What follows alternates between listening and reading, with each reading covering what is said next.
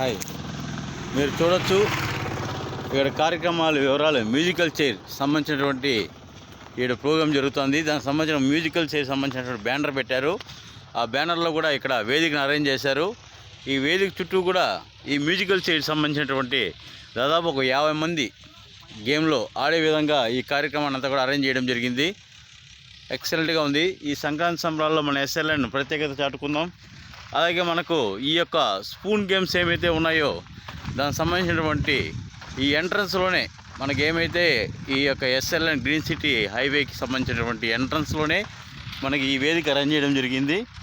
అలాగే lucky dip సంబంధించినటువంటిది, అలాగే ఒక సపరేట్ వేదిక ఉంది, బోయినాలకు సపరేట్ వేదిక ఉంది.